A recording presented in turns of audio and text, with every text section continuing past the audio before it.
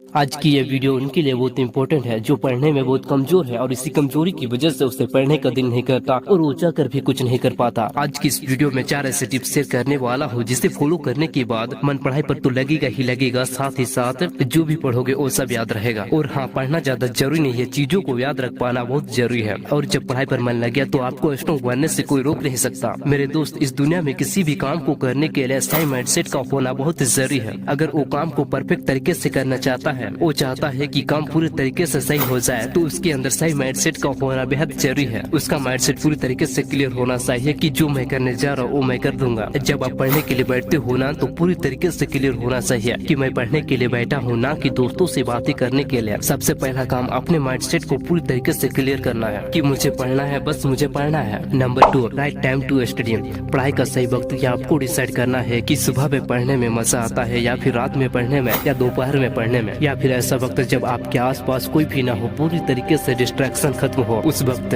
सही टाइम देख कर ही पढ़ाई करें, क्योंकि ऐसा करने से आप काफी लंबे समय तक पढ़ाई कर पाएंगे। नंबर 3, लंबी पढ़ाई कैसे करें। लंबे समय तक पढ़ाई करने के लिए या फिर किसी काम को करने के लिए जरूरी होती है आत्मविश्वास की। अगर आत्मविश्वास ही नहीं होगा तो हम उस काम को बेहतर तरीके से और मन लगा कर नहीं कर पाएंगे। जो आप काम करना चाहते हैं उस काम को करने के लिए अपने मन में विश्वास पैदा करें कि हाँ मैं कर सकता हूँ, हाँ मैं लंबे समय तक पढ़ सकता हूँ। मन में विश्वास दिलाना कि 8-10 घंटे पूरी जी जान लगा के मैं पढ़ सकता हूँ, हाँ मैं कर सकता हूँ। इस तरह आप काफी लंबे समय तक पढ़ पाएंगे। Number 4, revision. रिवीजन एक स्टूडेंट को स्ट्रॉन्ग बनाती है। हम क्या करते हैं, पढ़ाई करने के बाद कॉपी को साइड में रखते हैं, फिर मोबाइल फोन को उठाते हैं और फिर स्टार्ट हो जाते हैं। नहीं मेरे दोस्त, ऐसा बिल्कुल भी नहीं करना। आपको पढ़ाई करने के बाद उन चीजों को दोबारा से सही तरीके से रिवीजन करना और खुद से पूछना क्या वो मुझे वाकई में अच्छे तरीके से याद है। क्योंकि अगर आप सही तरीके से रिवाइज नहीं करोगे ना, तो आपका जो सबकॉन्शियस माइंड है उसमें चीजें सही तरीके से नहीं जाएगी और फिर आप बार बार चीजों को भूलते रहोगे। इसलिए कोशिश ये करो कि चीजों को अच्छे से अच्छे तरीके से याद कैसे करें। इसके लिए जरूरी है रिवीजन की। एक बार नहीं, 2 बार नहीं, बार बार पढ़ो, ताकि आप जब सोने भी जाओ तो आपके माइंड में पढ़ाई का डर खींचेगा। क्योंकि दोस्त, जिंदगी कांटों का सफर है, हौसला इसकी पहचान है। रास्ते पर तो सभी चलते हैं, जो रास्ता बनाए वही इंसान है। अगर मेहनत आदत बन जाए तो कामयाबी मुकद्दर बन जाती है। सफर थोड़ा कठिन है लेकिन हिम्मत नहीं हारूंगा, इतना तो भरोसा है खुद पे, इस बार बाजी मैं ही मारूंगा। दुनिया के हर सुख को पाला नहीं जाता, कांच के खिलौने को उछाला नहीं जाता। मेहनत करने से मुसीबत हो जाती है आसान। इसलिए कह रहा हूँ, समय मत देखो, बुक्स को देखो।